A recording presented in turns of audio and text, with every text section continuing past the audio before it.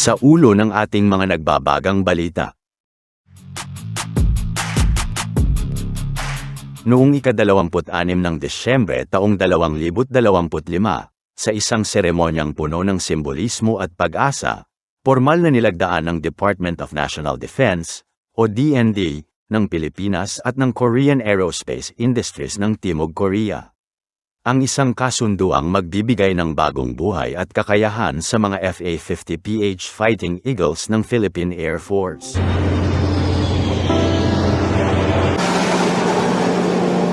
Ang kasunduang ito ay tinatayang nagkakahalaga ng 93 billion won, o humigit kumulang 64 million US dollars, katumbas ng 3.7 billion pesos.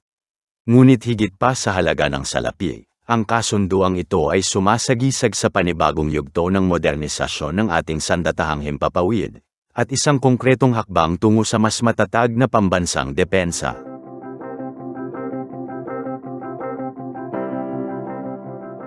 Matapos ang halos isang dekadang paglilingkod, ang mga FA-50PH na unang dumating sa bansa noong 2015 ay napatunayang maaasahan mula sa air interdiction missions, close air support, hanggang sa territorial patrol sa mga sensitibong lugar tulad ng West Philippine Sea.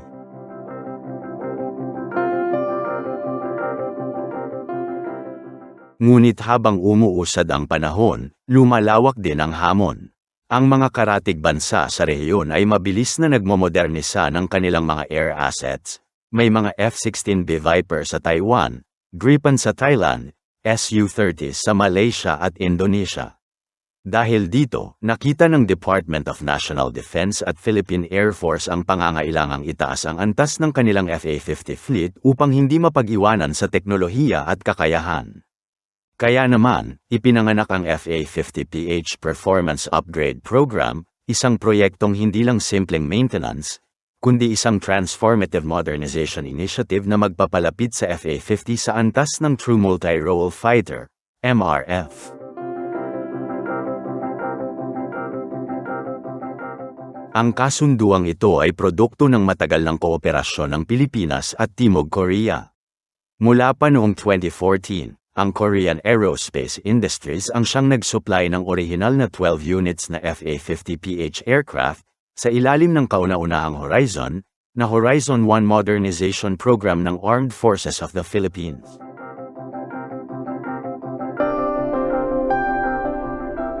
Ngayong 2025, muling nagtagpo ang dalawang bansa, hindi na lamang bilang kliyente at tagagawa, kundi bilang strategic defense partners.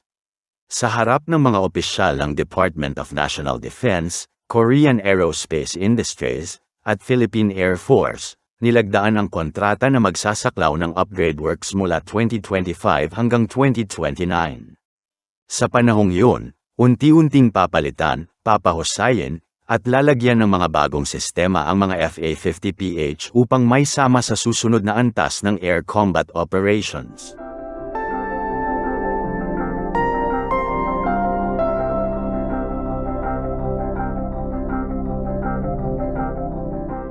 Ayon sa Procurement Monitoring Report ng Department of National Defense noong Hulyo taong 2025, ang kabuuang halaga ng proyekto ay 5.6 billion pesos.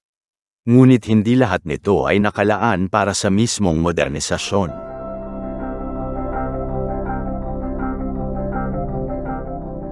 Ayon sa pagsusuri ng Bones QPH Defense Review, humigit kumulang 3.7 billion pesos ang direktang ibinayad sa Korean Aerospace Industries. Ito ang sumasaklaw sa avionics enhancement, radar installation, at integration ng bagong weapon systems.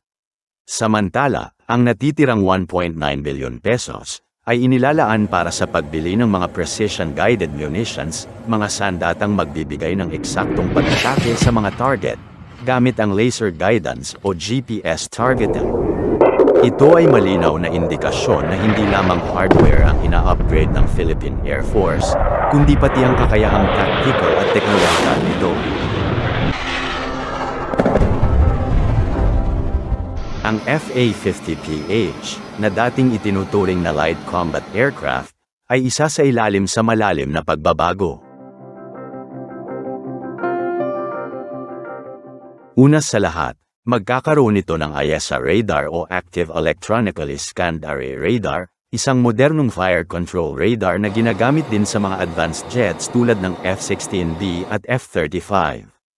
Ang teknolohiyang ito ay nagbibigay kakayahang sabay-sabay mag-track ng maraming target, magbigay ng mas malinaw na situational picture, at makapag-lock on sa mas malayong distansya.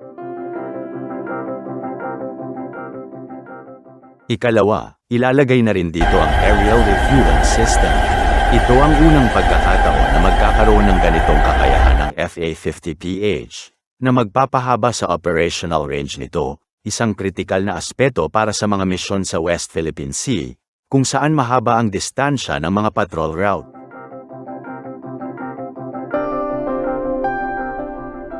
Ikatlo, palalakasin din ang weapon integration suite nito. Ang upgraded FA-50PH ay inaasahang magagamit na medium-range air-to-air missiles gaya ng M120 AMRAAM, at mga air-to-ground precision weapons tulad ng JDAM, o Joint Direct Attack Munitions, at laser-guided bombs. Ibig sabihin, kaya na nitong makipagsabayan sa mga tunay na multi-role fighters sa rehiyon. Bukod pa rito, inaasahang magkakaroon din ng improved cockpit systems, data link connectivity, at enhanced electronic warfare na magbibigay ng mas mataas na antas ng survivability sa labanan.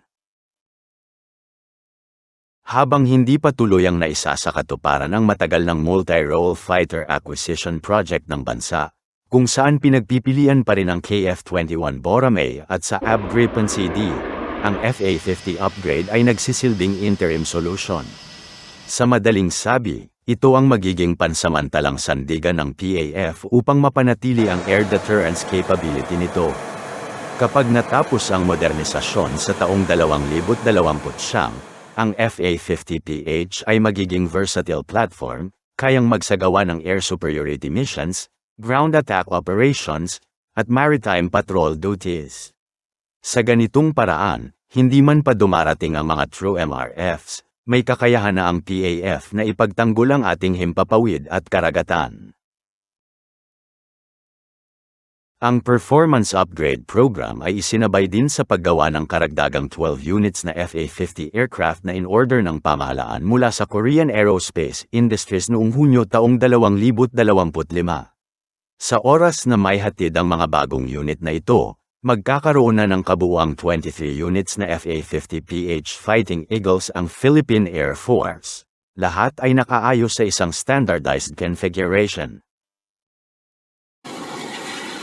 Ang mga ito ang bubuo sa pangunahing puwersa ng Air Defense Command, na magsisilbing unang tugon sa anumang banta sa himpapawid ng bansa.